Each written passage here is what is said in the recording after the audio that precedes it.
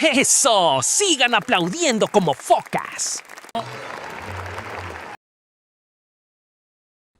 Si alguna vez has sentido que a tu vida le sobran 3 horas y cuarto de alegría, Winter Sleep es la solución definitiva. Nuri Bilge Ceylan nos deleita con una palma de oro que es esencialmente una maratón de gente privilegiada quejándose del clima en hoteles de lujo tallados en piedra. Es fascinante cómo la película logra que los paisajes de Capadocia, uno de los lugares más espectaculares del mundo, resulten tan estimulantes como ver una pared secándose. La trama es un prodigio de la acción. Personajes sentados frente a estufas lanzándose párrafos interminables de soberbia intelectual. Es cine estático en el sentido más literal.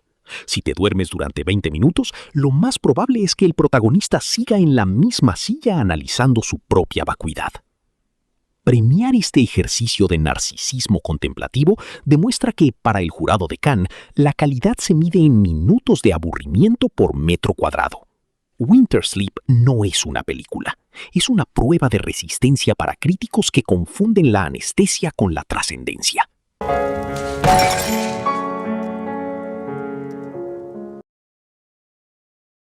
Es verdaderamente increíble cómo Gus Van Sant logró convencer al jurado de Cannes en 2003 de que filmar nucas durante 1 hora era el pináculo del arte cinematográfico. Elephant es una proeza del minimalismo. Si por minimalismo entendemos la ausencia absoluta de guión, ritmo o propósito. La película nos invita a seguir a adolescentes por pasillos interminables con una parsimonia tan extrema que uno prefiere ver su remake de Psicosis. Con una sutileza digna de un elefante, valga la ironía del título, en una cristalería, Van Sant nos ofrece explicaciones sociológicas tan interesantes como una charla entre adolescentes. ¡Qué audacia intelectual! Es el tipo de cine que los críticos tildan de contemplativo para no admitir que se quedaron dormidos a los 10 minutos. Premiar este ejercicio de voyerismo pretencioso con la Palma de Oro fue el chiste definitivo del festival.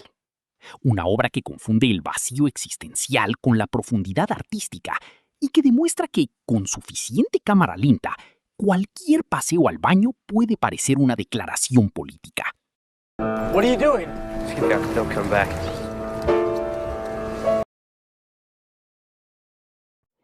The Go-Between. En 1971, Cannes premió este tedioso y estirado drama de época dirigido por Joseph Losey.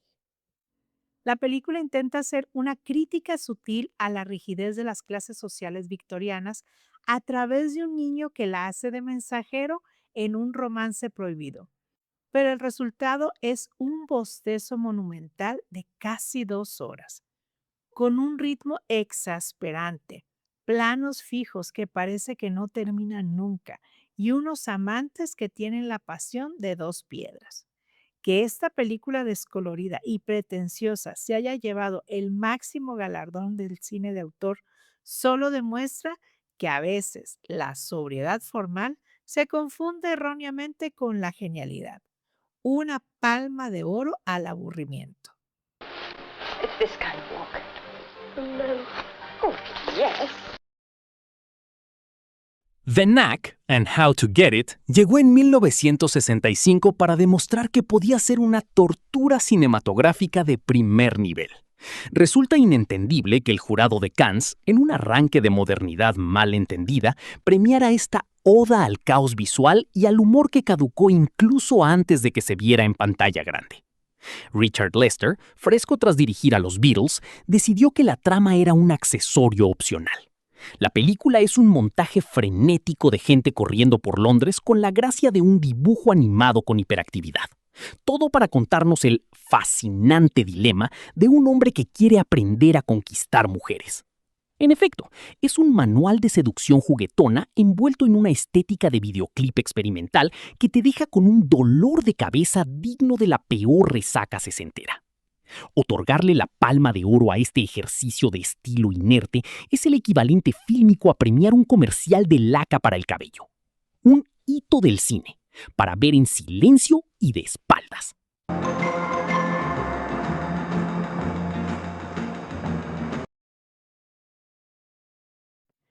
Fahrenheit 9/11. Cegados por la política en 2004, el jurado de Cannes decidió otorgarle la Palma de Oro al director Michael Moore por este caótico documental. Coronar como el mayor logro del cine a un trabajo que carece por completo de rigor periodístico y de cualquier destreza artística es uno de los momentos más vergonzosos de la historia del festival. Un documental que más bien parece un videoclip propagandístico, lleno de teorías conspirativas, hiladas con pinzas, manipulación emocional descarada y recursos de edición baratos. Esto solo demostró que Cannes a veces le importa más sumarse a la protesta política de moda que premiar el verdadero valor cinematográfico. You can make people do anything if they're afraid. Bajo el sol de Satán.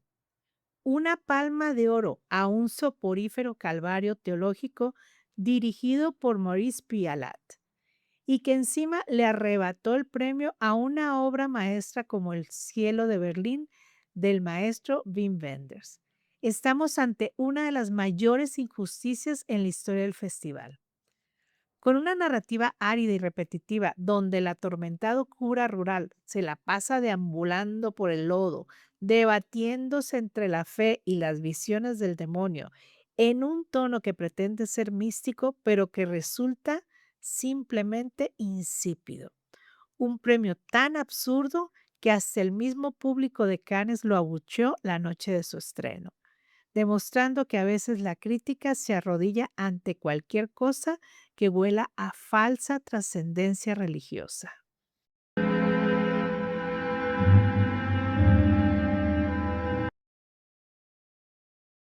Los paraguas de Cherburgo. En 1964, el festival decidió premiar este empalagoso torrente de cursilería color pastel dirigido por Jacques Demy. ¿Qué fue lo novedoso que hizo el director? Hacer que los personajes canten absolutamente cada línea del guión, desde una declaración de amor hasta ordenar un café. Eso es insoportable. Las melodías son tan repetitivas que llega un momento en que sientes cómo te taladran el cerebro mientras te intenta contar una historia de amor completamente absurda. Que este melodrama sobreactuado y pintarrajeado de rosa y azul pastel haya sido considerado la cumbre del cine musical es un gran misterio que ni la nostalgia puede salvar. Mon amour, oh mon amour. Fröken Julie. Cuesta entender cómo el Festival de Cannes le dio al director Al Shever la Palma de Oro en 1951. Si bien en ese entonces se veían innovadores el uso de los flashbacks en el mismo plano sin cortes, la película tiene el dinamismo de una pintura rupestre y la gracia de un huevo sin sal. ¿De qué va? De una hija de un noble con una infancia triste y un matrimonio fracasado, que se da cuenta que uno de sus sirvientes no está de mal ver y este ve la oportunidad de cortejarla, ya que la desea desde que eran jóvenes. No existe una tensión emocionante. Todo cae en una serie de diálogos teatrales y pretenciosos que encima envejecieron muy mal.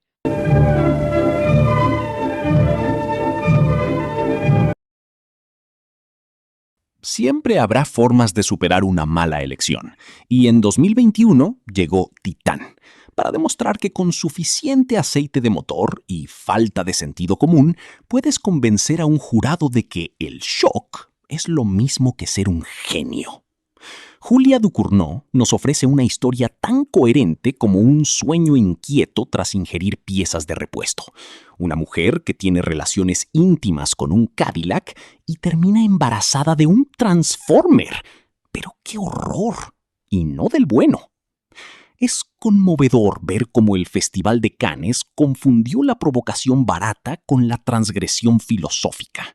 La película se esfuerza tanto por ser extrema que termina siendo involuntariamente ridícula. Entre mutilaciones gratuitas y una trama que se desmorona más rápido que un carro viejo, nos intentan vender un body horror del cual se avergonzaría el mismísimo David Cronenberg. Titán no es cine de vanguardia, es un berrinche visual diseñado para que los críticos más pretenciosos finjan que entienden algo que en realidad es simplemente un vacío alborotador.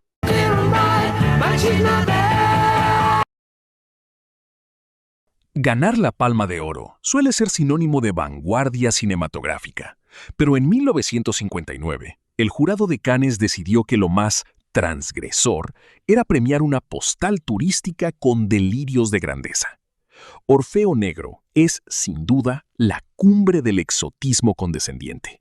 Una película dirigida por un francés que pasaba por Brasil y decidió que el mito griego necesitaba más panderetas y tambores. La trama nos regala una interpretación de la tragedia de Orfeo y Eurídice que tiene la emoción de una samba hecha en Francia.